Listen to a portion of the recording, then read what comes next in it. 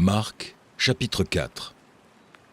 Jésus se mit de nouveau à enseigner au bord de la mer. Une grande foule s'étant assemblée auprès de lui, il monta et s'assit dans une barque, sur la mer.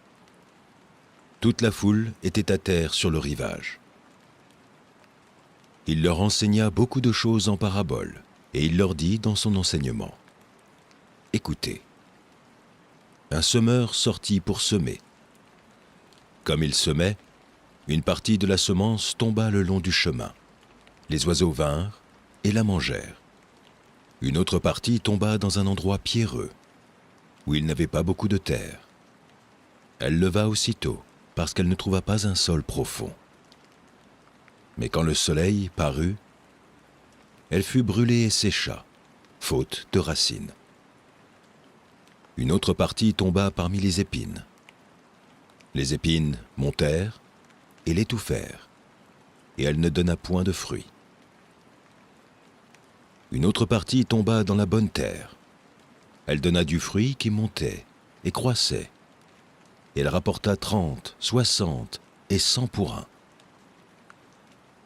Puis il dit : « Que celui qui a des oreilles pour entendre, entende. » Lorsqu'il fut en particulier, ceux qui l'entouraient avec les 12 l'interrogèrent sur les paraboles. Il leur dit : « C'est à vous qu'a été donné le mystère du royaume de Dieu. Mais pour ceux qui sont dehors, tout se passe en paraboles, afin qu'en voyant, ils voient et n'aperçoivent point, et qu'en entendant, ils entendent et ne comprennent point, de peur qu'ils ne se convertissent et que les péchés ne leur soient pardonnés. » Il leur dit encore : « Vous ne comprenez pas cette parabole ? Comment donc comprendrez-vous toutes les paraboles ? Le semeur sème la parole. Les uns sont sur le long du chemin, où la parole est semée. Quand ils l'ont entendue, aussitôt Satan vient et enlève la parole qui était semée en eux. Les autres, pareillement, reçoivent la semence dans les endroits pierreux. Quand ils entendent la parole, ils la reçoivent d'abord avec joie. Mais ils n'ont pas de racine en eux-mêmes. Ils manquent de persistance. Et dès que survient une tribulation ou une persécution à cause de la parole, ils éprouvent une occasion de chute. D'autres reçoivent la semence parmi les épines. Ce sont ceux qui entendent la parole, mais en qui les soucis du siècle, la séduction des richesses et l'invasion des autres convoitises étouffent la parole et la rendent infructueuse. D'autres reçoivent la semence dans la bonne terre. Ce sont ceux qui entendent la parole, la reçoivent et portent du fruit, 30, 60 et 100 pour un. Il leur dit encore : « Apportons la lampe pour la mettre sous le boisseau ou sous le lit.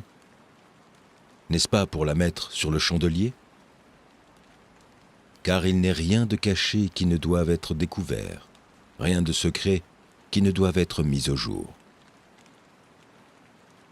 Si quelqu'un a des oreilles pour entendre, qu'il entende. » Il dit encore : « Prenez garde à ce que vous entendez. On vous mesurera avec la mesure dont vous vous serez servi, et on y ajoutera pour vous. Car on donnera à celui qui a, mais à celui qui n'a pas, on ôtera même ce qu'il a. » Il dit encore : « Il en est du royaume de Dieu, comme quand un homme jette de la semence en terre. Qu'il dorme ou qu'il veille, nuit et jour, la semence germe et croît sans qu'il sache comment. La terre produit d'elle-même d'abord l'herbe, puis l'épi, puis le grain, tout formé dans l'épi. Et dès que le fruit est mûr, on y met la faucille, car la moisson est là. » Il dit encore : « À quoi comparerons-nous le royaume de Dieu, ou par quelle parabole le représenterons-nous ?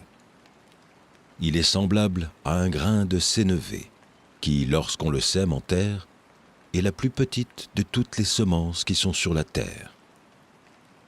Mais lorsqu'il a été semé, il monte, devient plus grand que tous les légumes, et pousse de grandes branches, en sorte que les oiseaux du ciel peuvent habiter sous son ombre. C'est par beaucoup de paraboles de ce genre qu'il leur annonçait la parole, selon qu'ils étaient capables de l'entendre. Il ne leur parlait point sans parabole, mais en particulier, il expliquait tout à ses disciples. Ce même jour, sur le soir, Jésus leur dit : « Passons à l'autre bord. » Après avoir renvoyé la foule, ils l'emmenèrent dans la barque où il se trouvait. Il y avait aussi d'autres barques avec lui. Il s'éleva un grand tourbillon, et les flots se jetaient dans la barque, au point qu'elle se remplissait déjà. Et lui, il dormait à la poupe sur le coussin. Ils le réveillèrent et lui dirent : « Maître, ne t'inquiètes-tu pas de ce que nous périssons ?» S'étant réveillé, il menaça le vent et dit à la mer : « Silence, tais-toi !» Et le vent cessa, et il y eut un grand calme. Puis il leur dit : « Pourquoi avez-vous ainsi peur ? Comment n'avez-vous point de foi ?» Ils furent saisis d'une grande frayeur, et ils se disent les uns aux autres : « Quel est donc celui-ci, à qui obéissent même le vent et la mer ?» Psaume 48. Cantique. Psaume des fils de Corée. L'Éternel est grand. Il est l'objet de toutes les louanges, dans la ville de notre Dieu, sur sa montagne sainte. Belle est la colline, joie de toute la terre, la montagne de Sion. Le côté septentrional, c'est la ville du grand roi. Dieu, dans ses palais, est connu pour une haute retraite. Car voici, les rois s'étaient concertés. Ils n'ont fait que passer ensemble. Ils ont regardé, tout stupéfaits, ils ont eu peur et ont pris la fuite. Là, un tremblement les a saisis, comme la douleur d'une femme qui accouche. Ils ont été chassés comme par le vent d'Orient, qui brise les navires de Tarsis. Ce que nous avions entendu dire, nous l'avons vu dans la ville de l'Éternel, des armées, dans la ville de notre Dieu. Dieu la fera subsister à toujours. Ô Dieu, nous pensons à ta bonté, au milieu de ton temple. Comme ton nom, ô Dieu, ta louange retentit jusqu'aux extrémités de la terre. Ta droite est pleine de justice. La montagne de Sion se réjouit. Les filles de Juda sont dans l'allégresse à cause de tes jugements. Parcourez Sion, parcourez-en l'enceinte, comptez ses tours, observez son rempart, examinez ses palais, pour le raconter à la génération future. Voilà le Dieu qui est notre Dieu éternellement et à jamais. Il sera notre guide jusqu'à la mort. Ésaïe, chapitre 58. Crie à plein gosier, ne te retiens pas. Élève ta voix comme une trompette, et annonce à mon peuple ses iniquités, à la maison de Jacob ses péchés. Tous les jours ils me cherchent, ils veulent connaître mes voies. Comme une nation qui aurait pratiqué la justice et n'aurait pas abandonné la loi de son Dieu. Ils me demandent des arrêts de justice, ils désirent l'approche de Dieu. Que nous sert de jeûner si tu ne le vois pas? De mortifier notre âme si tu n'y as point égard. Voici, le jour de votre jeûne, vous vous livrez à vos penchants, et vous traitez durement tous vos mercenaires. Voici, vous jeûnez pour disputer, et vous querellez, pour frapper méchamment du poing. Vous ne jeûnez pas comme le veut ce jour, pour que votre voix soit entendue en haut. Est-ce là le jeûne auquel je prends plaisir? Un jour où l'homme humilie son âme, courber la tête comme un jonc et se coucher sur le sac et la cendre. Est-ce là ce que tu appelleras un jeûne? Un jour agréable à l'Éternel? Voici le jeûne auquel je prends plaisir. Détache les chaînes de la méchanceté, dénoue les liens de la servitude, renvoie libres les opprimés, et que l'on rompe toute espèce de joug. Partage ton pain avec celui qui a faim. et fais entrer dans ta maison les malheureux sans asile. Si tu vois un homme nu, couvre-le, et ne te détourne pas de ton semblable. Alors ta lumière poindra comme l'aurore, et ta guérison germera promptement. Ta justice marchera devant toi, et la gloire de l'Éternel t'accompagnera.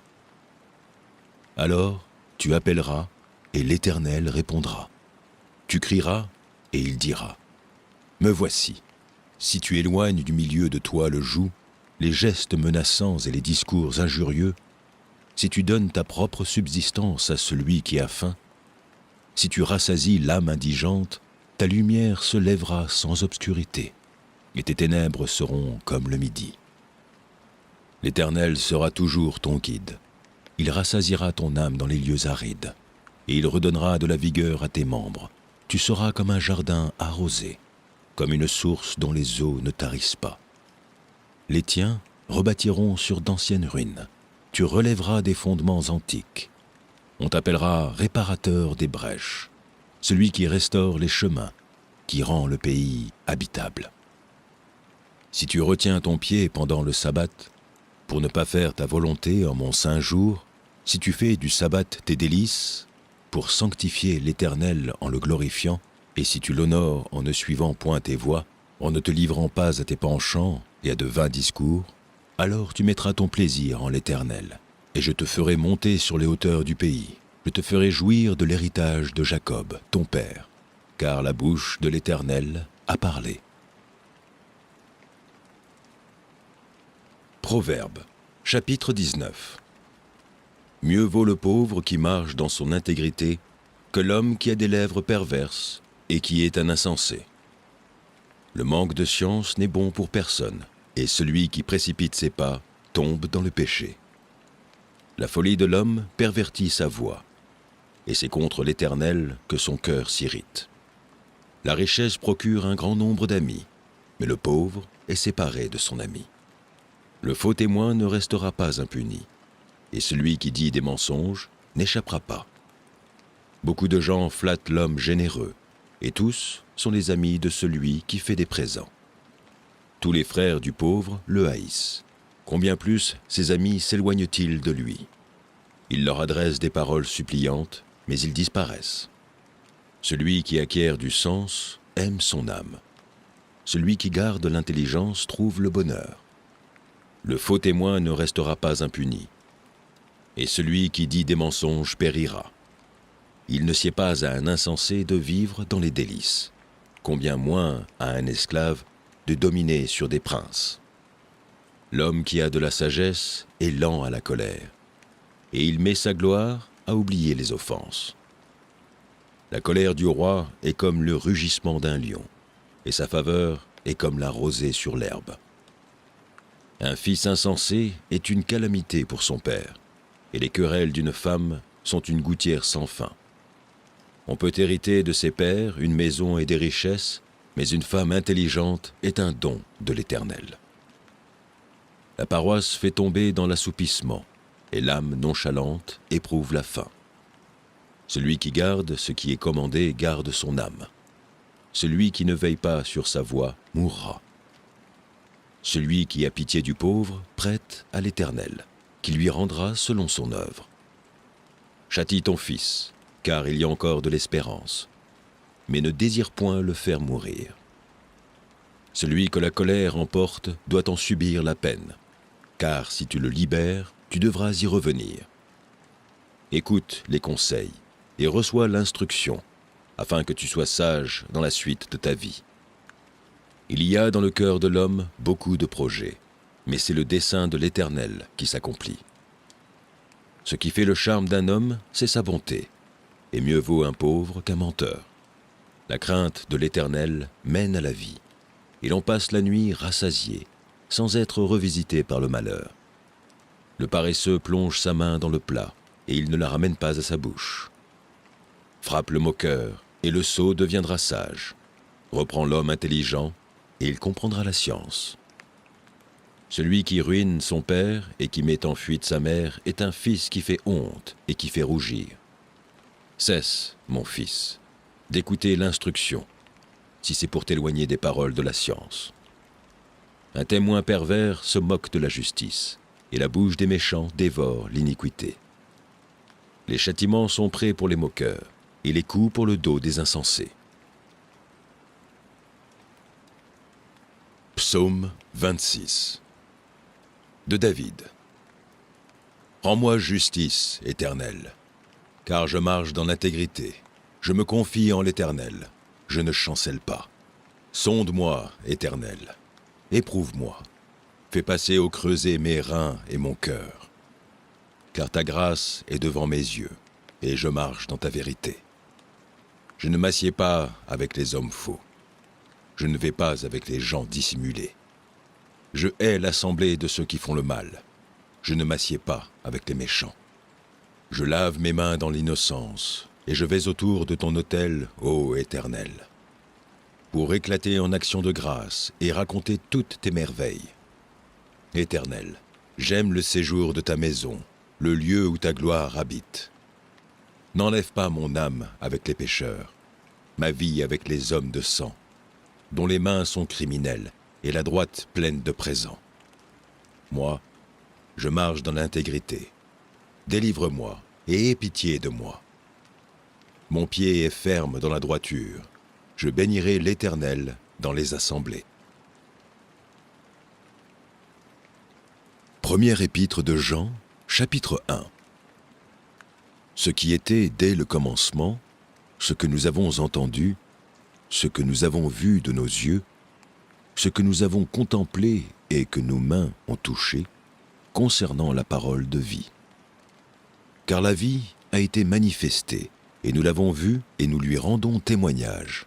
Et nous vous annonçons la vie éternelle, qui était auprès du Père, et qui nous a été manifestée.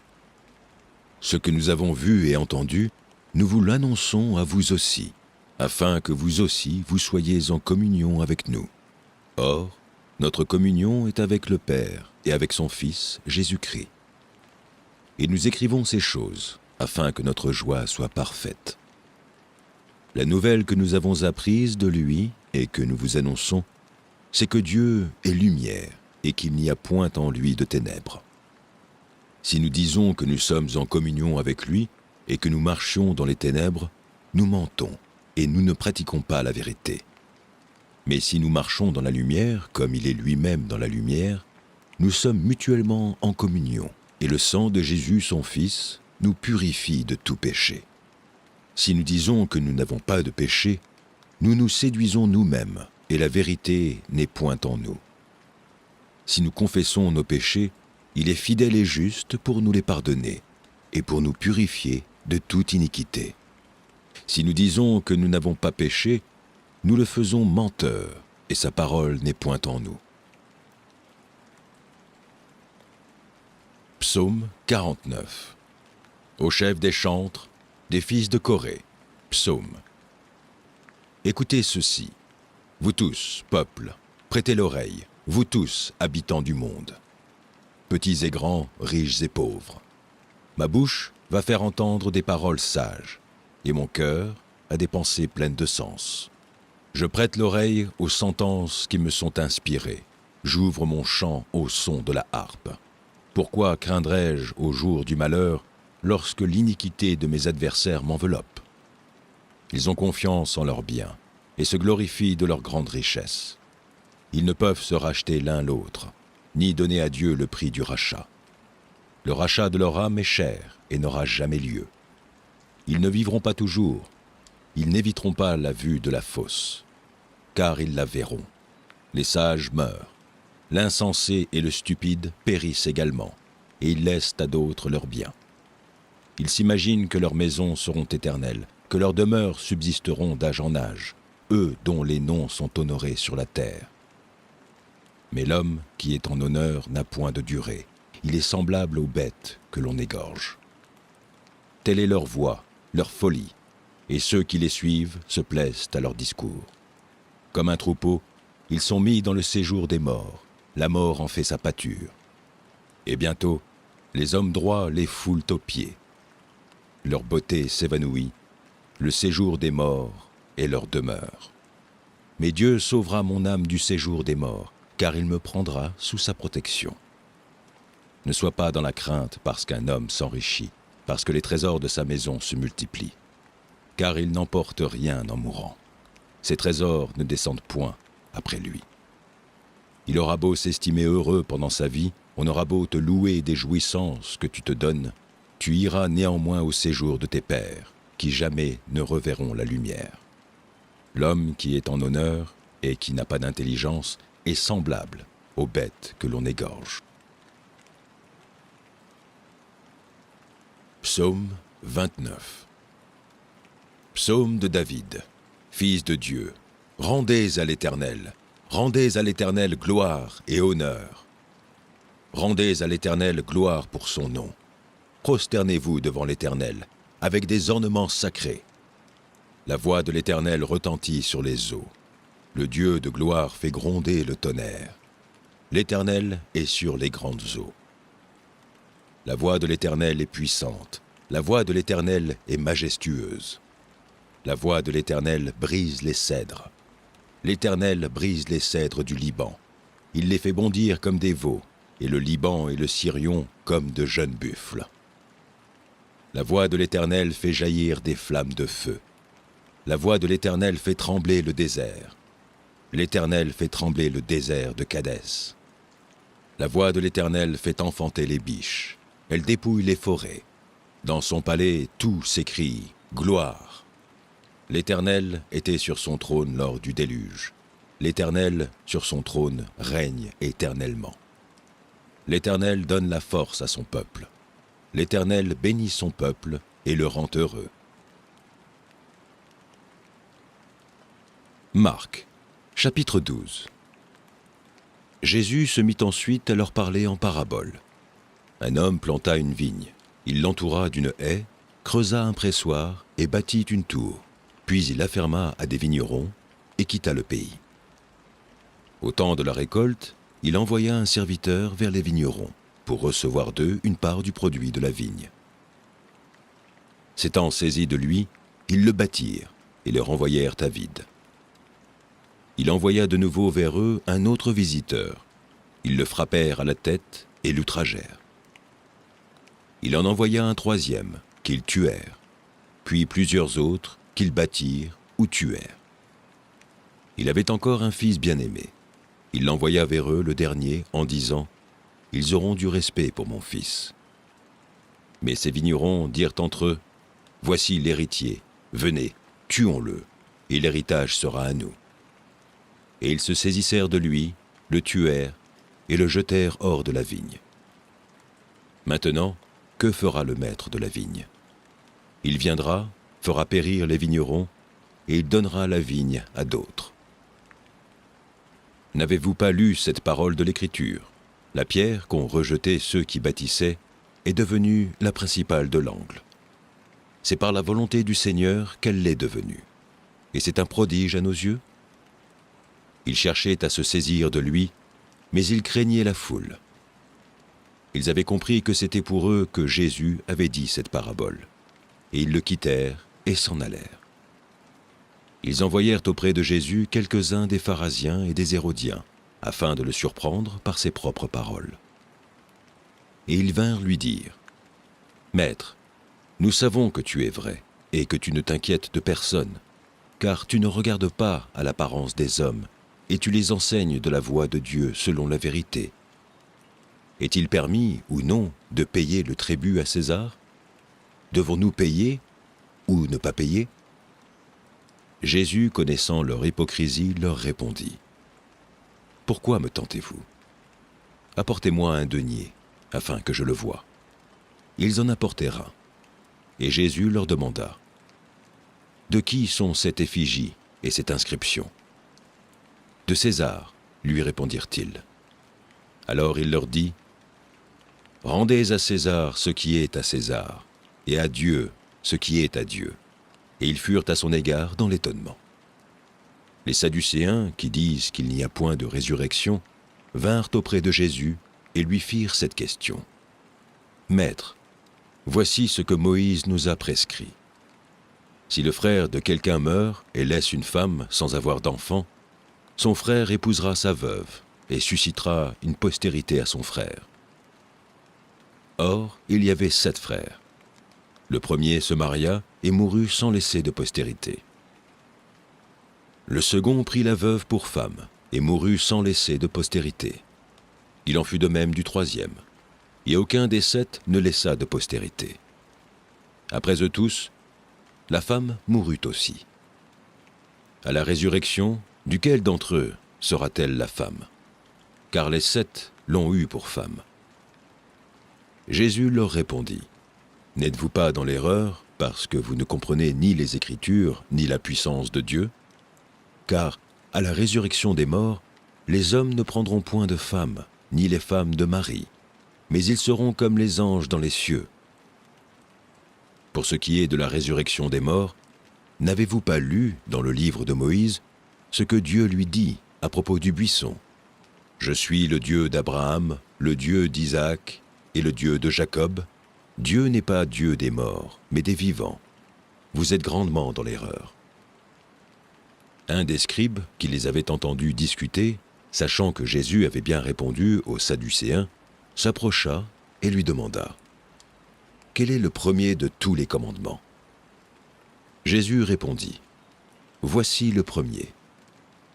Écoute, Israël, le Seigneur, notre Dieu, est l'unique Seigneur. Et tu aimeras le Seigneur, ton Dieu, de tout ton cœur, de toute ton âme, de toute ta pensée et de toute ta force. Voici le second. Tu aimeras ton prochain comme toi-même. Il n'y a pas d'autre commandement plus grand que cela. » Le scribe lui dit, « Bien, maître, mais tu as dit avec vérité que Dieu est unique et qu'il n'y en a point d'autre que lui, et que l'aimer de tout son cœur, de toute sa pensée, de toute son âme et de toute sa force, et aimer son prochain comme soi-même, c'est plus que tous les holocaustes et tous les sacrifices. » Jésus, voyant qu'il avait répondu avec intelligence, lui dit, « Tu n'es pas loin du royaume de Dieu, et personne n'osera plus lui poser des questions. » Jésus, continuant à enseigner dans le temple, dit, « Comment les scribes disent-ils que le Christ est le fils de David? David lui-même, animé par l'Esprit Saint, a dit, « Le Seigneur a dit à mon Seigneur, assieds-toi à ma droite, jusqu'à ce que je fasse de tes ennemis ton marchepied. » David lui-même l'appelle Seigneur. Comment donc est-il son fils? Et une grande foule l'écoutait avec plaisir. Il leur disait dans son enseignement, « Gardez-vous des scribes, qui aiment à se prononcer en robe longue et à être salués dans les places publiques, qui recherchent les premiers sièges dans les synagogues et les premières places dans les festins, qui dévorent les maisons des veuves et qui font pour l'apparence de longues prières. Ils seront jugés plus sévèrement. » Jésus, s'étant assis vis-à-vis du tronc, regardait comment la foule y mettait de l'argent. Plusieurs riches mettaient beaucoup. Il vint aussi une pauvre veuve. Elle y mit 2 petites pièces, faisant un quart de sou. Alors Jésus, ayant appelé ses disciples, leur dit, « Je vous le dis en vérité, cette pauvre veuve a donné plus qu'aucun de ceux qui ont mis dans le tronc. Car tous ont mis de leur superflu, mais elle a mis de son nécessaire, tout ce qu'elle possédait, tout ce qu'elle avait pour vivre. » Éphésiens, chapitre 5. Devenez donc les imitateurs de Dieu, comme des enfants bien-aimés, et marchez dans la charité, à l'exemple du Christ, qui nous a aimés et qui s'est livré lui-même à Dieu pour nous, comme une offrande et un sacrifice de bonne odeur. Que l'impudicité, qu'aucune espèce d'impureté et que la cupidité ne soient pas même nommées parmi vous, ainsi qu'il convient à des saints.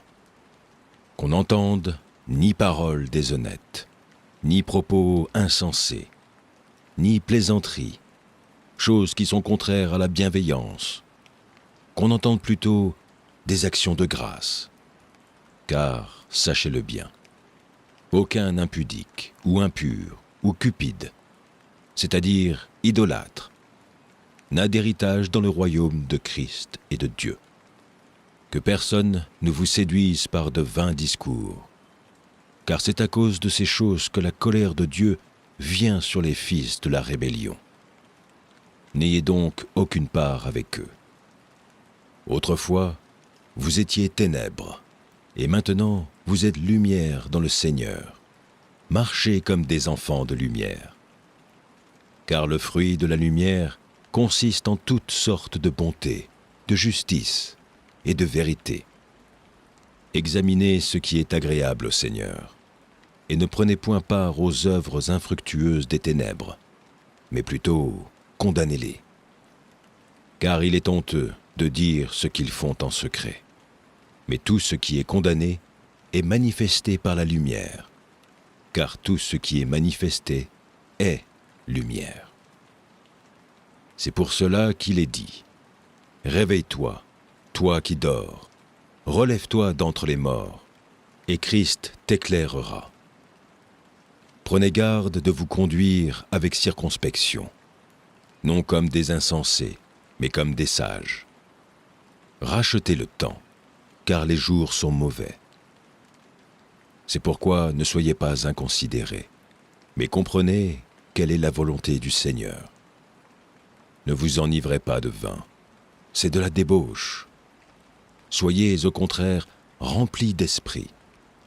Entretenez-vous par des psaumes, par des hymnes et par des cantiques spirituels, chantant et célébrant de tout votre cœur les louanges du Seigneur.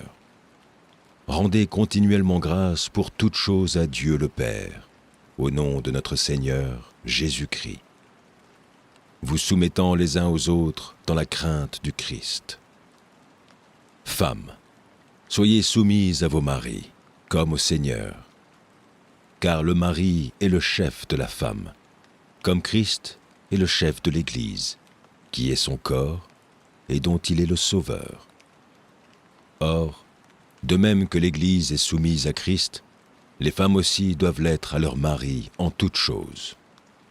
Marie, aimez vos femmes comme Christ a aimé l'Église et s'est livré lui-même pour elle, afin de sanctifier par la parole, après l'avoir purifiée par le baptême d'eau, afin de faire paraître devant lui cette Église glorieuse, sans tache, ni ride, ni rien de semblable, mais sainte et irrépréhensible. C'est ainsi que les maris doivent aimer leurs femmes, comme leur propre corps. Celui qui aime sa femme s'aime lui-même, car jamais personne n'a haï sa propre chair, mais il la nourrit et en prend soin, comme Christ le fait pour l'Église, parce que nous sommes membres de son corps. C'est pourquoi l'homme quittera son père et sa mère, et s'attachera à sa femme, et les deux deviendront une seule chair. Ce mystère est grand. Je dis cela par rapport à Christ et à l'Église. Du reste, que chacun de vous aime sa femme comme lui-même, et que la femme respecte son mari. Psaume 43. Rends-moi justice, ô Dieu. Défends ma cause contre une nation infidèle. Délivre-moi des hommes de fraude et d'iniquité. Toi, mon Dieu protecteur, pourquoi me repousses-tu? Pourquoi dois-je marcher dans la tristesse, sous l'oppression de l'ennemi? Envoie ta lumière et ta fidélité. Qu'il me guide, qu'il me conduise à ta montagne sainte et à tes demeures. J'irai vers l'autel de Dieu, ma joie et mon allégresse, et je te célébrerai sur la harpe, ô Dieu, mon Dieu. Pourquoi t'as battu, mon âme, et gémis-tu au-dedans de moi? Espère en Dieu, car je le louerai encore. Il est mon salut et mon Dieu. Proverbes, chapitre 20. Le vin est moqueur, les boissons fortes sont tumultueuses. Quiconque en fait excès n'est pas sage. La terreur qu'inspire le roi est comme le rugissement d'un lion. Celui qui l'irrite pèche contre lui-même. C'est une gloire pour l'homme de s'abstenir des querelles, mais tout insensé se livre à l'emportement. À cause du froid, le paresseux ne laboure pas. À la moisson, il voudrait récolter, mais il n'y a rien. Les desseins dans le cœur de l'homme sont des eaux profondes, mais l'homme intelligent sait y puiser. Beaucoup de gens proclament leur bonté, mais un homme fidèle, qui le trouvera?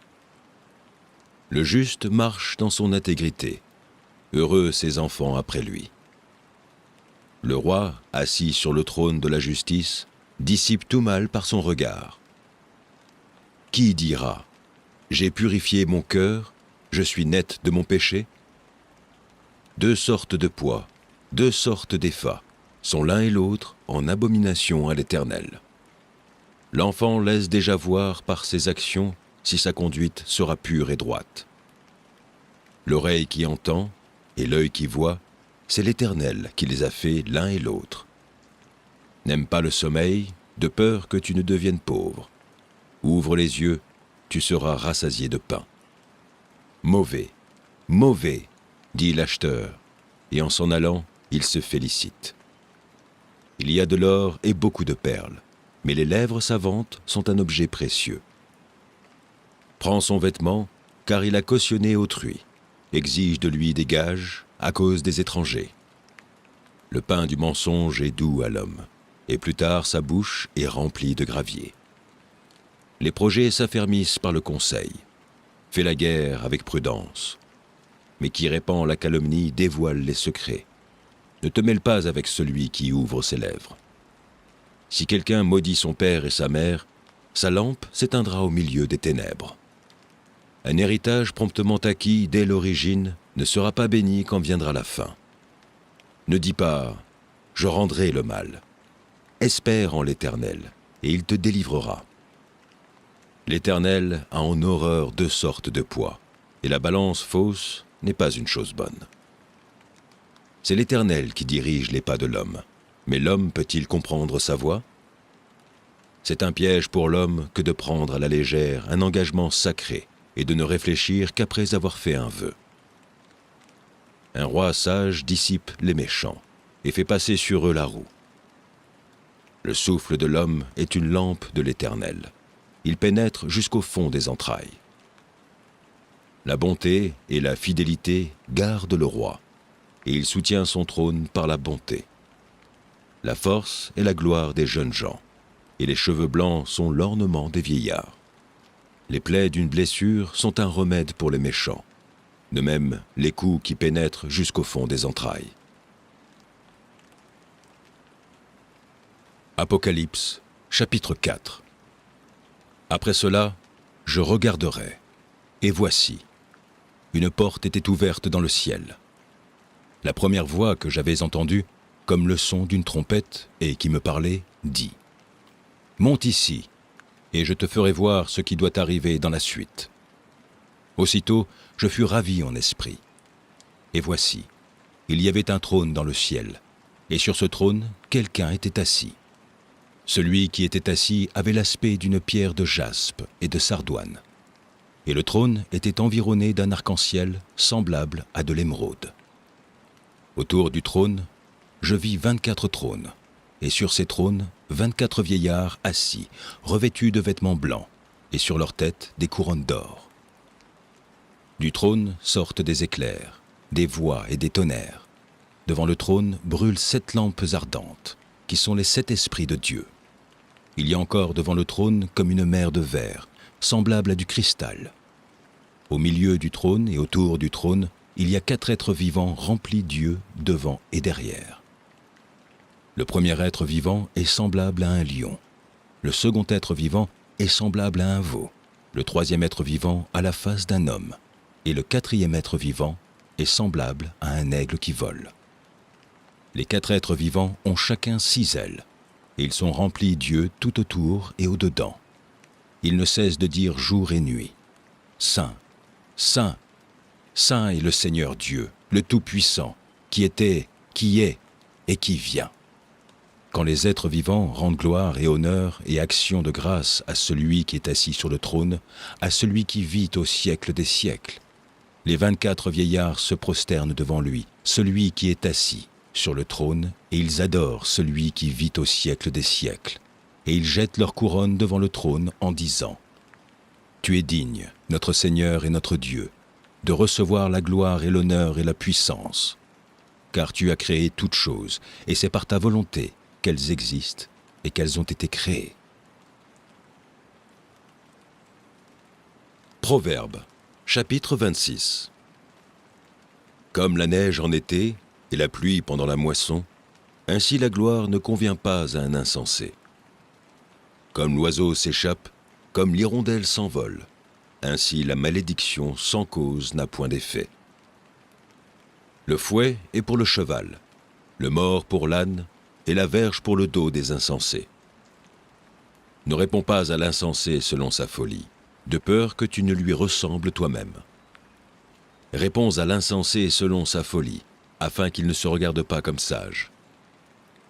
Il se coupe les pieds, il boit l'injustice, celui qui donne des messages à un insensé. Comme les jambes du boiteux sont faibles, ainsi est une sentence dans la bouche des insensés. C'est attacher une pierre à la fronde que d'accorder des honneurs à un insensé. Comme une épine qui se dresse dans la main d'un homme ivre, ainsi est une sentence dans la bouche des insensés. Comme un archer qui blesse tout le monde, ainsi est celui qui prend à gage les insensés et les premiers venus. Comme un chien qui retourne à ce qu'il a vomi, ainsi est un insensé qui revient à sa folie. Si tu vois un homme qui se croit sage, il y a plus à espérer d'un insensé que de lui. Le paresseux dit : il y a un lion sur le chemin, il y a un lion dans les rues. La porte tourne ses gonds et le paresseux sur son lit. Le paresseux plonge sa main dans le plat et il trouve pénible de la ramener à sa bouche. Le paresseux se croit plus sage que 7 hommes qui répondent avec bon sens. Comme celui qui saisit un chien par les oreilles, ainsi est un passant qui s'irrite pour une querelle où il n'a que faire. Comme un furieux qui lance des flammes, des flèches et la mort. Ainsi est un homme qui trompe son prochain et qui dit : n'est-ce pas pour plaisanter ? Faute de bois, le feu s'éteint. Et quand il n'y a point de rapporteur, la querelle s'apaise. Le charbon produit un brasier et le bois du feu. Ainsi un homme querelleur échauffe une dispute. Les paroles du rapporteur sont comme des friandises, elles descendent jusqu'au fond des entrailles. Comme des scories d'argent appliquées sur un vase de terre, ainsi sont des lèvres brûlantes et un cœur mauvais. Par ses lèvres, celui qui hait se déguise, et il met au-dedans de lui la tromperie. Lorsqu'il prend une voix douce, ne le crois pas, car il y a 7 abominations dans son cœur. S'il cache sa haine sous sa dissimulation, sa méchanceté se révélera dans l'assemblée. Celui qui creuse une fosse y tombe, et la pierre revient sur celui qui la roule. La langue fausse hait ceux qu'elle écrase, et la bouche flatteuse prépare la ruine.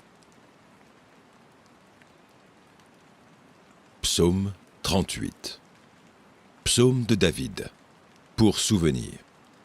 Éternel, ne me punis pas dans ta colère, et ne me châtie pas dans ta fureur, car tes flèches m'ont atteint, et ta main s'est appesantie sur moi. Il n'y a rien de sain dans ma chair à cause de ta colère, il n'y a plus de vigueur dans mes os à cause de mon péché. Car mes iniquités s'élèvent au-dessus de ma tête, comme un lourd fardeau, elles sont trop pesantes pour moi. Mes plaies sont infectes et purulentes, par l'effet de ma folie. Je me suis courbé, abattu au dernier point. Tout le jour je marche dans la tristesse, car un mal brûlant dévore mes entrailles, et il n'y a rien de sain dans ma chair. Je suis sans force, entièrement brisé. Le trouble de mon cœur m'arrache des gémissements. Seigneur, tous mes désirs sont devant toi, et mes soupirs ne te sont point cachés. Mon cœur est agité, ma force m'abandonne, et la lumière de mes yeux n'est plus même avec moi. Mes amis et mes connaissances s'éloignent de ma plaie, et mes proches se tiennent à l'écart. Ceux qui en veulent à ma vie tendent leurs pièges, ceux qui cherchent mon malheur disent des méchancetés, et méditent tout le jour des tromperies. Et moi, je suis comme un sourd, je n'entends pas, je suis comme un muet qui n'ouvre pas la bouche, je suis comme un homme qui n'entend pas, et dans la bouche duquel il n'y a point de relique. Éternel, c'est en toi que j'espère. Tu répondras, Seigneur mon Dieu. Car je dis, ne permets pas qu'ils se réjouissent à mon sujet, qu'il s'élève contre moi si mon pied chancelle. Car je suis près de tomber, et ma douleur est toujours devant moi. Car je reconnais mon iniquité, je suis dans la crainte à cause de mon péché. Et mes ennemis sont pleins de vie, pleins de force. Ceux qui me haïssent sans cause sont nombreux. Ils me rendent le mal pour le bien.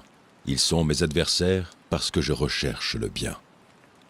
Ne m'abandonne pas, Éternel. Mon Dieu, ne t'éloigne pas de moi. Viens en hâte à mon secours, Seigneur, mon salut. Éphésiens, chapitre 4. Je vous exhorte donc, moi, le prisonnier dans le Seigneur, à marcher d'une manière digne de la vocation qui vous a été adressée, en toute humilité et douceur, avec patience, vous supportant les uns les autres avec charité, vous efforçant de conserver l'unité de l'esprit par le lien de la paix. Il y a un seul corps et un seul esprit, comme aussi vous avez été appelés à une seule espérance par votre vocation. Il y a un seul Seigneur, une seule foi, un seul baptême, un seul Dieu et Père de tous, qui est au-dessus de tous et parmi tous et en tous. Mais à chacun de nous la grâce a été donnée selon la mesure du don de Christ. C'est pourquoi il est dit, étant monté en haut, il a amené des captifs, et il a fait des dons aux hommes. Or, que signifie? Il est monté, sinon qu'il est aussi descendu dans les régions inférieures de la terre. Celui qui est descendu, c'est le même qui est monté au-dessus de tous les cieux, afin de remplir toutes choses. Et il a donné les uns comme apôtres, les autres comme prophètes, les autres comme évangélistes, les autres comme pasteurs et docteurs, pour le perfectionnement des saints en vue de l'œuvre du ministère et de l'éducation du corps de Christ, jusqu'à ce que nous soyons tous parvenus à l'unité de la foi et de la connaissance du Fils de Dieu, à l'état d'homme fait, à la mesure de la stature parfaite de Christ, afin que nous ne soyons plus des enfants, flottants et emportés à tout vent de doctrine, par la tromperie des hommes, par leur ruse dans les moyens de séduction. Mais que, professant la vérité dans la charité, nous croissions à tout égard en celui qui est le chef, Christ. C'est de lui, et grâce à tous les liens de son assistance, que tout le corps, bien coordonné et formant un solide assemblage, tire son accroissement selon la force qui convient à chacune de ses parties, et s'identifie lui-même dans la charité. Voici donc ce que je dis et ce que je déclare dans le Seigneur, c'est que vous ne devez plus marcher comme les païens, qui marchent selon la vanité de leurs pensées. Ils ont l'intelligence obscurcie. Ils sont étrangers à la vie de Dieu, à cause de l'ignorance qui est en eux, à cause de l'endurcissement de leur cœur. Ayant perdu tout sentiment, ils se sont livrés à la dissolution pour commettre toute espèce d'impureté jointe à la cupidité. Mais vous, ce n'est pas ainsi que vous avez appris Christ. Si du moins vous l'avez entendu, et si conformément à la vérité qui est en Jésus, c'est en lui que vous avez été instruits à vous dépouiller, eu égard à votre vie passée, du vieil homme qui se corrompt par les convoitises trompeuses, à être renouvelé dans l'esprit de votre intelligence, et à revêtir l'homme nouveau, créé selon Dieu dans une justice et une sainteté que produit la vérité. C'est pourquoi, renoncez aux mensonges et que chacun de vous parle selon la vérité à son prochain, car nous sommes membres les uns des autres. Si vous vous sentez en colère, ne péchez point. Que le soleil ne se couche pas sur votre colère, et ne donnez pas accès au diable. Que celui qui dérobait ne dérobe plus, mais plutôt qu'il travaille en faisant de ses mains ce qui est bien, pour avoir de quoi donner à celui qui est dans le besoin. Qu'il ne sorte de votre bouche aucune parole mauvaise, mais, s'il y a lieu, quelques bonnes paroles qui servent à l'édification et communiquent une grâce à ceux qui l'entendent. N'attristez pas le Saint-Esprit de Dieu, pour lequel vous avez été scellés pour le jour de la rédemption.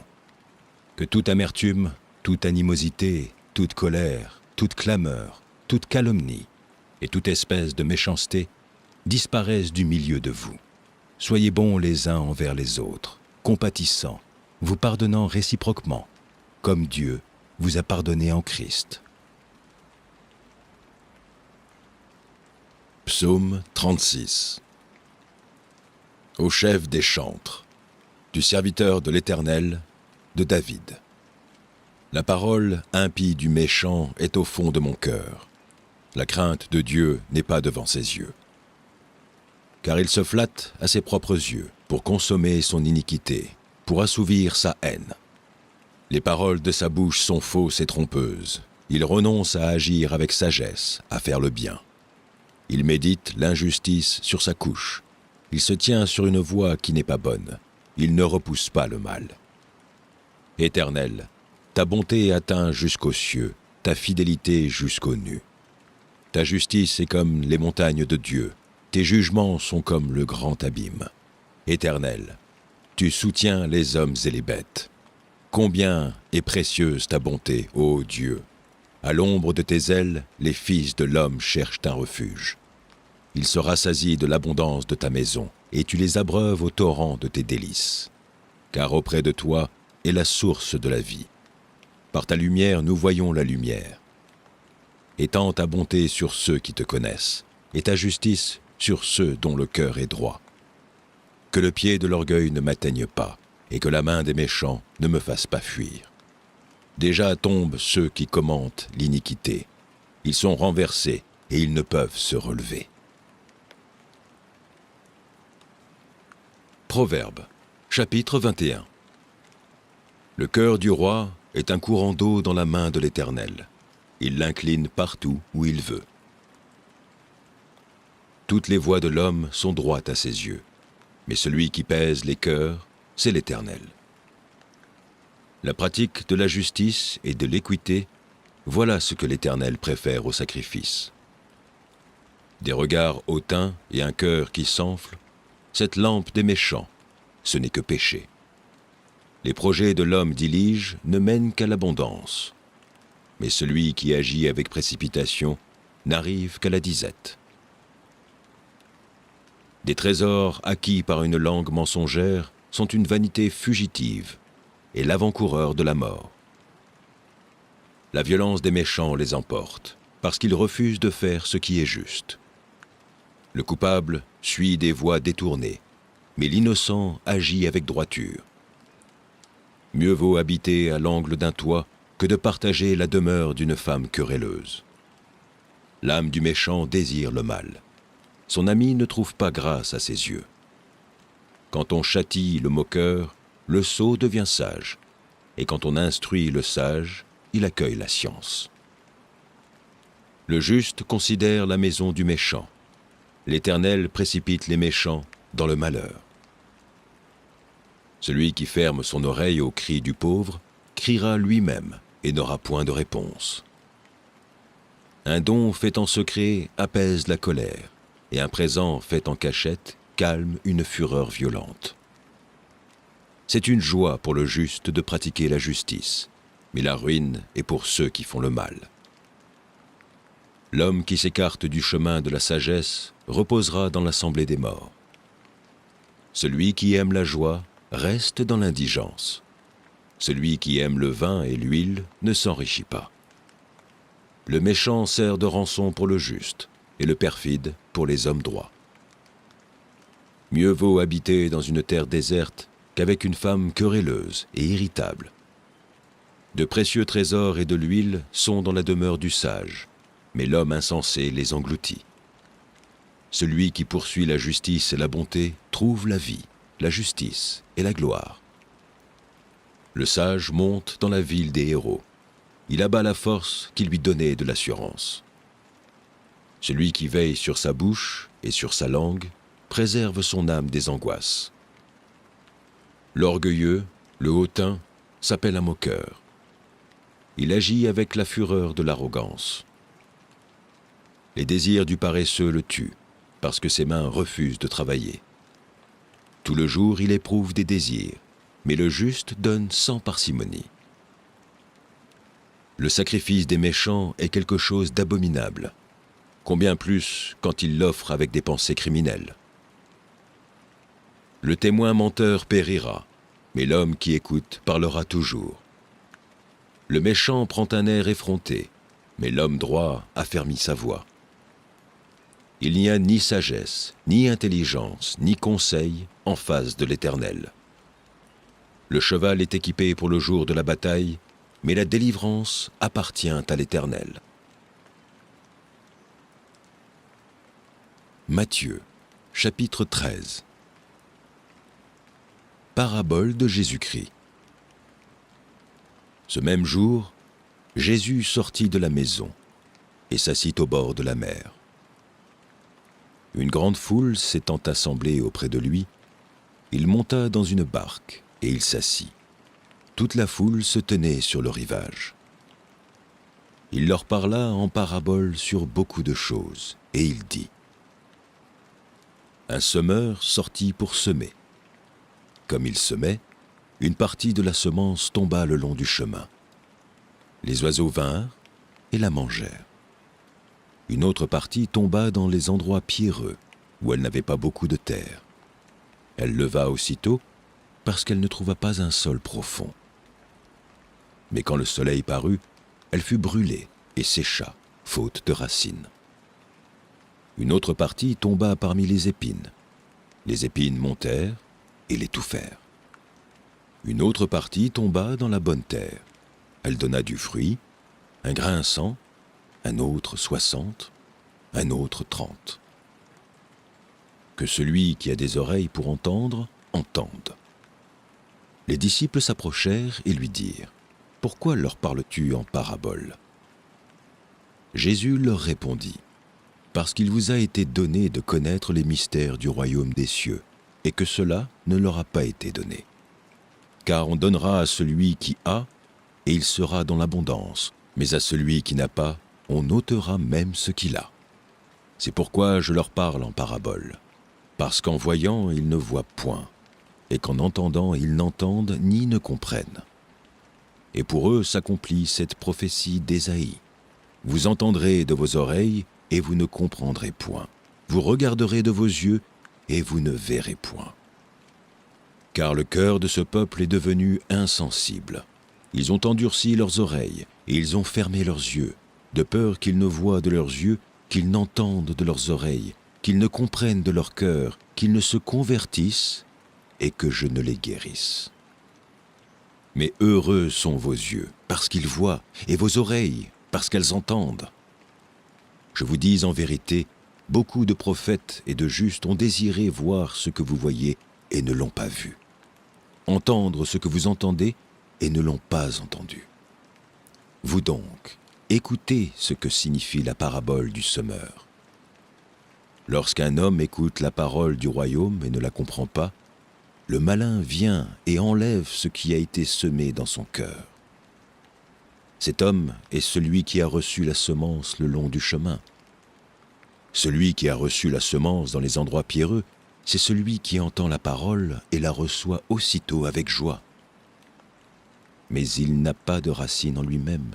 Il manque de persistance, et dès que survient une tribulation ou une persécution à cause de la parole, il y trouve une occasion de chute.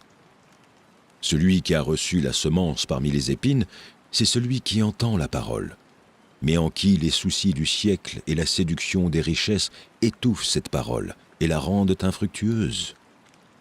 Celui qui a reçu la semence dans la bonne terre, c'est celui qui entend la parole et la comprend. Il porte du fruit, et un grain en donne 100, un autre 60, un autre 30. Il leur proposa une autre parabole, et il dit : Le royaume des cieux est semblable à un homme qui a semé une bonne semence dans son champ. Mais pendant que les gens dormaient, son ennemi vint, sema de l'ivraie parmi le blé et s'en alla. Lorsque l'herbe eut poussé et donné du fruit, l'ivraie parut aussi. Les serviteurs du maître de la maison vinrent lui dire : Seigneur, n'as-tu pas semé une bonne semence dans ton champ ? D'où vient donc qu'il y a de l'ivraie ? Il leur répondit : C'est un ennemi qui a fait cela. Et les serviteurs lui dirent : Veux-tu que nous allions l'arracher ? Non, dit-il, de peur qu'en arrachant l'ivraie, vous ne déraciniez en même temps le blé. Laissez croître ensemble l'un et l'autre, jusqu'à la moisson. Et à l'époque de la moisson, je dirai au moissonneur : Arrachez d'abord l'ivraie et liez-la en gerbe pour la brûler, mais amassez le blé dans mon grenier. » Il leur proposa une autre parabole, et il dit : « Le royaume des cieux est semblable à un grain de sénévé qu'un homme a pris et semé dans son champ. C'est la plus petite de toutes les semences, mais quand il a poussé, il est plus grand que les légumes et devient un arbre, de sorte que les oiseaux du ciel viennent abriter dans ses branches. » Il leur dit cette autre parabole. Le royaume des cieux est semblable à du levain qu'une femme a pris et mis dans 3 mesures de farine, jusqu'à ce que la pâte soit toute levée. Jésus dit à la foule toutes ces choses en parabole, et il ne lui parlait point sans parabole, afin que s'accomplisse ce qui avait été annoncé par le prophète. J'ouvrirai ma bouche en parabole, je publierai des choses cachées depuis la création du monde. Alors il renvoya la foule et entra dans la maison. Ses disciples s'approchèrent de lui et dirent : « Explique-nous la parabole de l'ivraie du champ. » Il répondit : « Celui qui sème la bonne semence, c'est le Fils de l'homme. Le champ, c'est le monde. La bonne semence, ce sont les fils du royaume. L'ivraie, ce sont les fils du malin. L'ennemi qui l'a semé, c'est le diable. La moisson, c'est la fin du monde. Les moissonneurs, ce sont les anges. Or, comme on arrache l'ivraie et qu'on la jette au feu, il en sera de même à la fin du monde. Le Fils de l'homme enverra ses anges, qui arracheront de son royaume tous les scandales et ceux qui commettent l'iniquité. Ils les jetteront dans la fournaise ardente, où il y aura des pleurs et des grincements de dents. Alors les justes resplendiront comme le soleil dans le royaume de leur Père. Que celui qui a des oreilles pour entendre, entende. Le royaume des cieux est encore semblable à un trésor caché dans un champ. L'homme qui l'a trouvé le cache, et dans sa joie, il va vendre tout ce qu'il a et achète ce champ. Le royaume des cieux est encore semblable à un marchand qui cherche de belles perles. Il a trouvé une perle de grand prix, et il est allé vendre tout ce qu'il avait et l'a achetée. Le royaume des cieux est encore semblable à un filet jeté dans la mer et ramassant des poissons de toute espèce. Quand il est rempli, les pêcheurs le tirent et, après s'être assis sur le rivage, ils mettent dans des vases ce qui est bon et ils jettent ce qui est mauvais. Il en sera de même à la fin du monde. Les anges viendront séparer les méchants d'avec les justes, et ils les jetteront dans la fournaise ardente, où il y aura des pleurs et des grincements de dents. Avez-vous compris toutes ces choses ? Oui, répondirent-ils. Et il leur dit : C'est pourquoi tout scribe instruit de ce qui regarde le royaume des cieux est semblable à un maître de maison qui tire de son trésor des choses nouvelles et des choses anciennes. Lorsque Jésus eut achevé ses paraboles, il partit de là. S'étant rendu dans sa patrie, il enseignait dans la synagogue, de sorte que ceux qui l'entendirent étaient étonnés et disaient : D'où lui viennent cette sagesse et ces miracles ? N'est-ce pas le fils du charpentier ? N'est-ce pas Marie qui est sa mère ? Jacques, Joseph, Simon et Jude ne sont-ils pas ses frères ? Et ses sœurs ne sont-elles pas toutes parmi nous ? D'où lui viennent donc toutes ces choses ? Et il était pour eux une occasion de chute. Mais Jésus leur dit : Un prophète n'est méprisé que dans sa patrie et dans sa maison. Et il ne fit pas beaucoup de miracles dans ce lieu, à cause de leur incrédulité. Proverbes, chapitre 31. Paroles du roi Lemuel, sentences par lesquelles sa mère l'instruisit. Que te dirai-je, mon fils ? Que te dirai-je, fils de mes entrailles ? Que te dirai-je, mon fils, objet de mes vœux ? Ne livre pas ta vigueur aux femmes, et tes voix à celles qui perdent les rois. Ce n'est point au roi, Lemuel, ce n'est point au roi de boire du vin, ni au prince de rechercher des liqueurs fortes, de peur qu'en buvant, ils n'oublient la loi, et ne méconnaissent les droits de tous les malheureux. Donnez des liqueurs fortes à celui qui périt, et du vin à celui qui a l'amertume dans l'âme. Qu'il boive et oublie sa pauvreté, et qu'il ne se souvienne plus de ses peines. Ouvre ta bouche pour le muet, pour la cause de tous les délaissés. Ouvre ta bouche, juge avec justice et défends le malheureux et l'indigent. Qui peut trouver une femme vertueuse? Elle a bien plus de valeur que les perles. Le cœur de son mari a confiance en elle, et les produits ne lui feront pas défaut. Elle lui fait du bien, et non du mal, tous les jours de sa vie. Elle se procure de la laine et du vin, et travaille d'une main joyeuse. Elle est comme un navire marchand, elle amène son pain de loin. Elle se lève lorsqu'il est encore nuit, et elle donne la nourriture à sa maison, et la tâche à ses servantes. Elle pense à un champ, et elle l'acquiert. Du fruit de son travail, elle plante une vigne. Elle ceint de force ses reins, et elle affermit ses bras.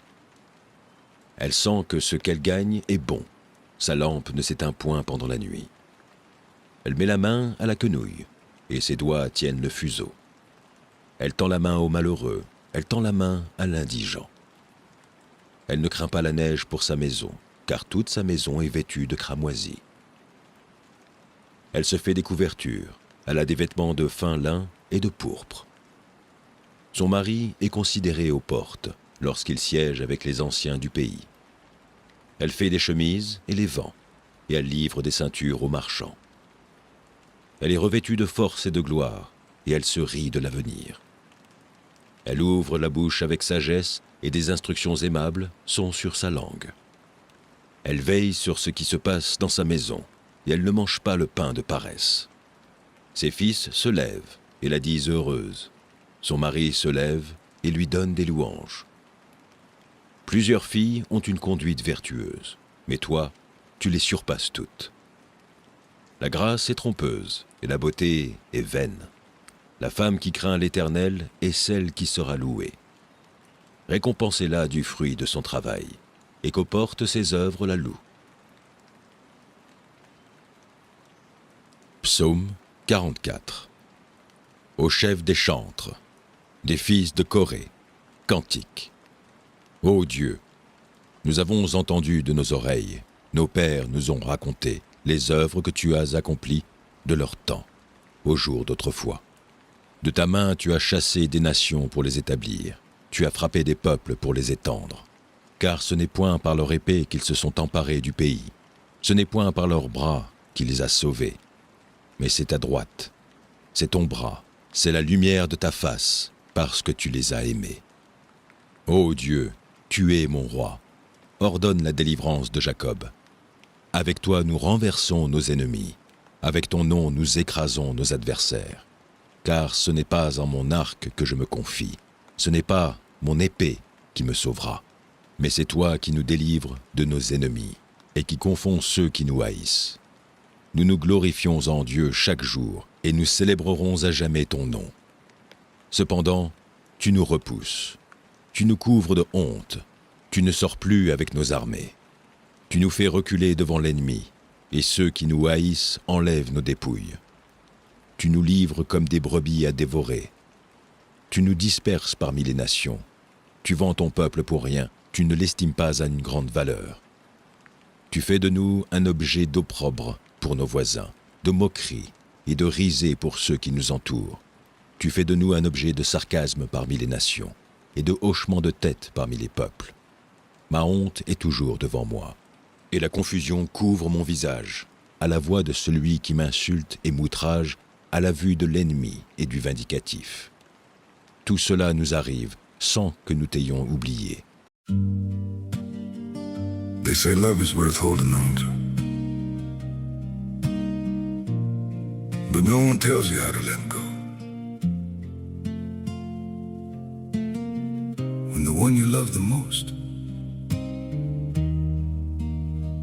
is the one you have to lose.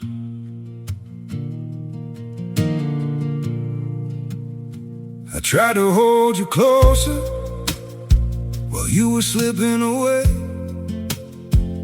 Every word between us started breaking into ways.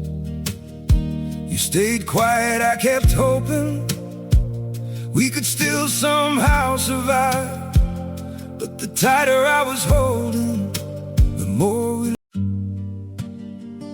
They say love is worth holding on to, but no one tells you how to let go.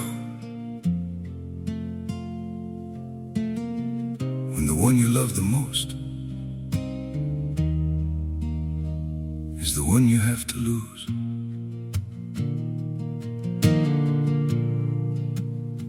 I tried to hold you closer while you were slipping away. Every word between us started breaking into ways. You stayed quiet, I kept hoping we could still somehow survive. But the tighter I was holding, the more we... They say love is worth holding on to, but no one tells you how to let go. When the one you love the most is the one you have to lose.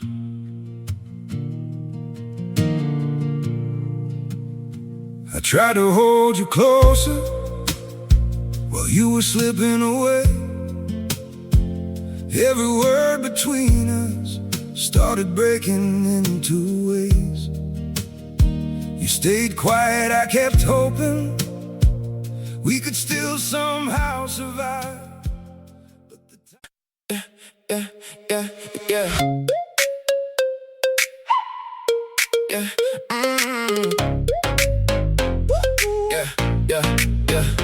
Pulled up slow, you saw me grin. Shoes on clean, new cash in the wind.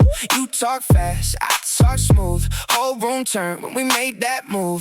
Pocket full of change, heart full of spark. You laugh it once, then it left a mark. I like your vibe, I like your pace. One look said, let's misplace the place. Come a little closer, don't you make me wait. You got that fever, I got that open gate. We can run it back, we can make it last. One more step, and the world goes fast. Backseat bounce, backseat bounce. Say my name, say it loud. Backseat bounce, backseat bounce.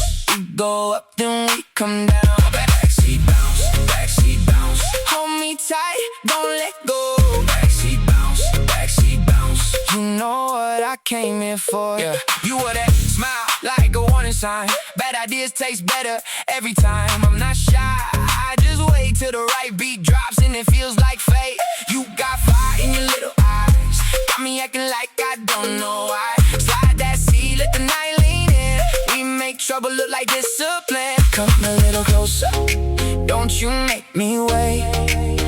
You got that fever, I got that open gate. We can run it back, we can make it last. One more step, and the world goes fast. Backseat bounce, backseat bounce. Say my name, say it loud. Backseat bounce, backseat bounce. We go up, then we come down. Backseat bounce, backseat bounce. Hold me tight, don't let go. Backseat bounce, backseat bounce. You know what? Sans que nous ayons violé ton alliance, notre cœur ne s'est point détourné. Nos pas ne se sont point éloignés de ton sentier, pour que tu nous écrases dans la demeure des chacals et que tu nous couvres de l'ombre de la mort. Si nous avions oublié le nom de notre Dieu et étendu nos mains vers un Dieu étranger, Dieu ne le saurait-il pas? Lui qui connaît les secrets du cœur? Mais c'est à cause de toi qu'on nous égorge tous les jours, qu'on nous regarde comme des brebis destinées à la boucherie. Réveille-toi. Pourquoi dors-tu, Seigneur? Réveille-toi. Ne nous repousse pas à jamais. Pourquoi caches-tu ta face? Pourquoi oublies-tu notre misère et notre oppression? Car notre âme est abattue dans la poussière, notre corps est attaché à la terre. Lève-toi pour nous secourir. Délivre-nous à cause de ta bonté. Proverbe, chapitre 8. La sagesse ne crie-t-elle pas? L'intelligence n'élève-t-elle pas sa voix? C'est au sommet des hauteurs près de la route, c'est à la croisée des chemins qu'elle se place. À côté des portes, à l'entrée de la ville, à l'intérieur des portes, elle fait entendre ses cris. Homme, c'est à vous que je crie, et ma voix s'adresse au Fils de l'homme. Stupide, apprenez le discernement. Insensé, apprenez l'intelligence. Écoutez, car j'ai de grandes choses à dire, et mes lèvres s'ouvrent pour enseigner ce qui est droit. Car ma bouche proclame la vérité, et mes lèvres ont en horreur le mensonge. Toutes les paroles de ma bouche sont justes. Elles n'ont rien de faux ni de détourné. Toutes sont claires pour celui qui est intelligent, et droites pour ceux qui ont trouvé la science. Préférez mes instructions à l'argent, et la science à l'or le plus précieux. Car la sagesse vaut mieux que les perles. Elle a plus de valeur que tous les objets de prix. Moi, la sagesse, j'ai pour demeure le discernement, et je possède la science de la réflexion. La crainte de l'Éternel, c'est la haine du mal, l'arrogance et l'orgueil, la voix du mal, et la bouche perverse. Voilà ce que je hais. Le conseil et le succès m'appartiennent. Je suis l'intelligence, la force est à moi. Par moi les rois règnent, et les princes ordonnent ce qui est juste. Par moi gouvernent les chefs, les grands, tous les juges de la terre. J'aime ceux qui m'aiment, et ceux qui me cherchent me trouvent.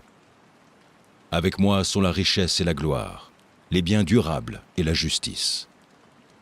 Mon fruit est meilleur que l'or pur, et mon produit est préférable à l'argent. Je marche dans le chemin de la justice, au milieu des sentiers de la droiture, pour donner des biens à ceux qui m'aiment, et pour remplir leurs trésors. L'Éternel m'a créé la première de ses œuvres, avant ses œuvres les plus anciennes. J'ai été établi depuis l'éternité, dès le commencement, avant l'origine de la terre. Je fus enfanté quand il n'y avait point d'abîme, point de source chargée d'eau, avant que les montagnes soient affermies, avant que les collines existent. Je fus enfanté. Il n'avait encore ni fait la terre, ni les campagnes, ni le premier atome de la poussière du monde. Lorsqu'il disposa les cieux, j'étais là. Lorsqu'il traça un cercle à la surface de l'abîme, lorsqu'il fixa les nuages en haut, et que les sources de l'abîme jaillirent avec force, lorsqu'il donna une limite à la mer, pour que les eaux n'en franchissent pas les bords, lorsqu'il posa les fondements de la terre. J'étais à l'œuvre auprès de lui, et je faisais tous les jours ses délices, jouant sans cesse en sa présence, jouant sur le globe de sa terre et trouvant mon bonheur parmi les fils de l'homme. Et maintenant, mes fils, écoutez-moi, et heureux ceux qui observent mes voies. Écoutez l'instruction pour devenir sage, ne la rejetez pas. Heureux l'homme qui m'écoute, qui veille chaque jour à mes portes, et qui en garde les poteaux. Car celui qui me trouve a trouvé la vie, et il obtient la faveur de l'Éternel. Mais celui qui pêche contre moi nuit à son âme. Tous ceux qui me haïssent aiment la mort. Ésaïe, chapitre 35. Le désert et le pays aride se réjouiront. La solitude s'égaiera et fleurira comme un narcisse. Elle se couvrira de fleurs et tressaillira de joie, avec chants d'allégresse et cris de triomphe. La gloire du Liban lui sera donnée, la magnificence du Carmel et de Saron. Ils seront la gloire de l'Éternel, la magnificence de notre Dieu. Fortifiez les mains languissantes et affermissez les genoux qui chancellent. Dites à ceux qui ont le cœur troublé, prenez courage, ne craignez point. Voici votre Dieu, la vengeance viendra, la rétribution de Dieu. Il viendra lui-même et vous sauvera. Alors s'ouvriront les yeux des aveugles, s'ouvriront les oreilles des sourds. Alors le boiteux sautera comme un cerf, et la langue du muet éclatera de joie. Car des eaux jailliront dans le désert, et des ruisseaux dans la solitude. Le mirage se changera en étang, et la terre desséchée en source d'eau. Dans le repaire qui servait de gîte au chacal, croîtront des roseaux et des joncs. Il y aura là un chemin frayé, une route qu'on appellera la voie sainte. Nul impur n'y passera, elle sera pour eux seuls. Ceux qui la suivront même les insensés ne pourront s'égarer. Sur cette route, point de lion. Nulle bête féroce ne la prendra, nul ne s'y rencontrera. Les délivrés y marcheront. Les rachetés de l'Éternel retourneront. Ils iront à Sion avec des chants de triomphe, et une joie éternelle couronnera leur tête. L'allégresse et la joie s'approcheront, la douleur et les gémissements s'enfuiront. Psaume 39. Au chef des chantres. À Géduthun, psaume de David. Je disais, je veillerai sur mes voies, de peur de pécher par ma langue. Je mettrai un frein à ma bouche, tant que le méchant sera devant moi. Je suis resté muet dans le silence. Je me suis tu, quoique malheureux, et ma douleur n'était pas moins vive. Mon cœur brûlait au-dedans de moi, un feu intérieur me consumait, et la parole est venue sur ma langue. Éternel, dis-moi quel est le terme de ma vie, quelle est la mesure de mes jours, que je sache combien je suis fragile. Voici, tu as donné à mes jours la largeur de la main, et ma vie est comme un rien devant toi. Oui, tout homme debout n'est qu'un souffle. Oui, l'homme se promène comme une ombre, il s'agite vainement, il amasse et il ne sait qui recueillera. Maintenant, Seigneur, que puis-je espérer? En toi mon espérance, délivre-moi de toutes mes transgressions, ne me rends pas l'opprobre de l'insensé. Je reste muet, je n'ouvre pas la bouche, car c'est toi qui agis. Détourne de moi tes coups, je succombe sous les attaques de ta main. Tu châties l'homme en le punissant de son iniquité, tu détruis comme la teigne ce qu'il a de plus cher. Oui, tout homme est un souffle. Écoute ma prière, Éternel, et prête l'oreille à mes cris. Ne sois pas insensible à mes larmes, car je suis un étranger chez toi, un habitant, tout comme mes pères. Détourne de moi le regard et laisse-moi respirer, avant que je ne m'en aille et que je ne sois plus. Proverbe, chapitre 10. Proverbe de Salomon. Un fils sage fait la joie d'un père, et un fils insensé le chagrin de sa mère. Les trésors de la méchanceté ne profitent pas, et la justice délivre de la mort. L'Éternel ne laisse pas le juste souffrir de la faim, mais il repousse l'avidité des méchants. Celui qui agit d'une main lâche s'appauvrit, mais la main des diligents enrichit. Celui qui amasse pendant l'été est un fils prudent. Celui qui dort pendant la moisson est un fils qui fait honte. Il y a des bénédictions sur la tête du juste, mais la violence couvre la bouche des méchants. La mémoire du juste est en bénédiction, mais le nom des méchants tombe en pourriture. Celui qui est sage de cœur reçoit les préceptes, mais celui qui est insensé des lèvres court à sa perte. Celui qui marche dans l'intégrité marche avec assurance, mais celui qui prend des voies tortueuses sera découvert. Celui qui cligne des yeux est une cause de chagrin, et celui qui est insensé des lèvres court à sa perte. La bouche du juste est une source de vie, mais la violence couvre la bouche des méchants. La haine excite des querelles, mais l'amour couvre toutes les fautes.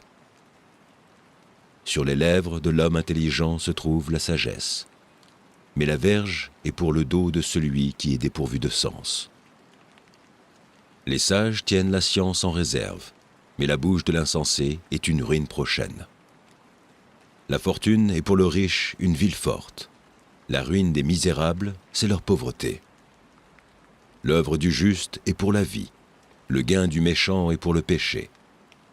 Celui qui se souvient de la correction prend le chemin de la vie, mais celui qui oublie la réprimande s'égare. Celui qui dissimule la haine a des lèvres menteuses, et celui qui répand la calomnie est un insensé. Celui qui parle beaucoup ne manque pas de péché, mais celui qui retient ses lèvres est un homme prudent. La langue du juste est un argent de choix, le cœur des méchants est peu de choses.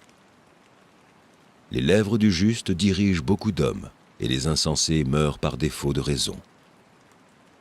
C'est la bénédiction de l'Éternel qui enrichit, et il ne la fait suivre d'aucun chagrin. Commettre le crime paraît un jeu à l'insensé, mais la sagesse appartient à l'homme intelligent. Ce que redoute le méchant, c'est ce qui lui arrive, et ce que désirent les justes leur est accordé. Comme passe le tourbillon, ainsi disparaît le méchant. Mais le juste a des fondements éternels. Ce que le vinaigre est aux dents et la fumée aux yeux, tel est le paresseux pour celui qui l'envoie. La crainte de l'Éternel augmente les jours, mais les années des méchants sont abrégées. L'attente des justes n'est que joie, mais l'espérance des méchants périra. La voie de l'Éternel est un rempart pour l'intégrité, mais elle est une ruine pour ceux qui font le mal. Le juste ne chancellera jamais, mais les méchants n'habiteront pas le pays. La bouche du juste produit la sagesse, mais la langue perverse sera retranchée. Les lèvres du juste connaissent la grâce, et la bouche des méchants, la perversité. Psaume 47.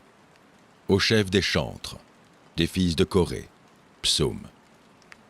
Vous tous, peuple, battez des mains, poussez vers Dieu des cris de joie, car l'Éternel, le Très-Haut, est redoutable.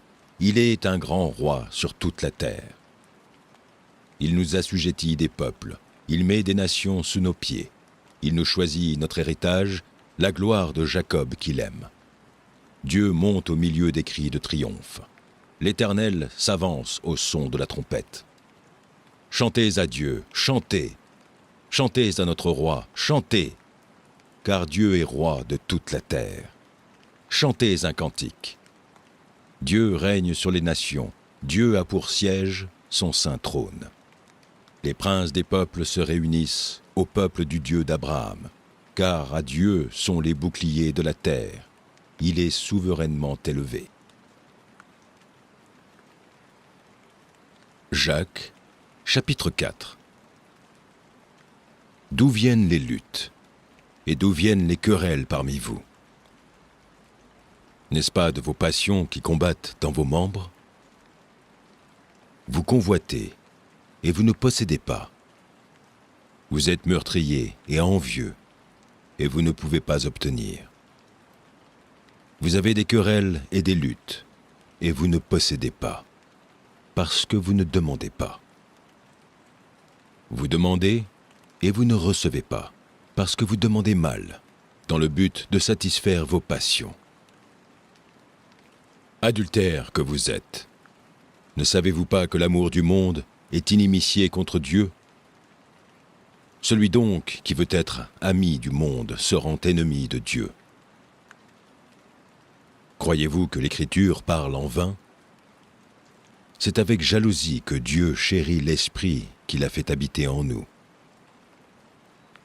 Il accorde, au contraire, une grâce plus excellente. C'est pourquoi l'Écriture dit « Dieu résiste à l'orgueilleux, mais il fait grâce aux humbles. » Soumettez-vous donc à Dieu, résistez au diable, et il fuira loin de vous. Approchez-vous de Dieu, et il s'approchera de vous. Nettoyez vos mains, pécheurs. Purifiez vos cœurs, hommes irrésolus. Sentez votre misère. Soyez dans le deuil et dans les larmes. Que votre rire se change en deuil et votre joie en tristesse. Humiliez-vous devant le Seigneur, et il vous élèvera. Ne parlez point mal les uns des autres, frères. Celui qui parle mal d'un frère ou qui juge son frère parle mal de la loi et juge la loi. Or, si tu juges la loi, tu n'es pas observateur de la loi, mais tu en es juge. Un seul est législateur et juge. C'est celui qui peut sauver et perdre. Mais toi, qui es-tu, qui juge le prochain? À vous maintenant, qui dites: aujourd'hui ou demain nous irons dans telle ville, nous y passerons une année, nous trafiquerons et nous gagnerons. Vous qui ne savez pas ce qui arrivera demain. Car qu'est-ce votre vie? Vous êtes une vapeur qui paraît pour un peu de temps et qui ensuite disparaît. Vous devriez dire au contraire, « Si Dieu le veut, nous vivrons, et nous ferons ceci ou cela. » Mais maintenant, vous vous glorifiez dans vos pensées orgueilleuses. C'est chose mauvaise que de se glorifier de la sorte. Celui donc qui sait faire ce qui est bien et qui ne le fait pas, commet un péché.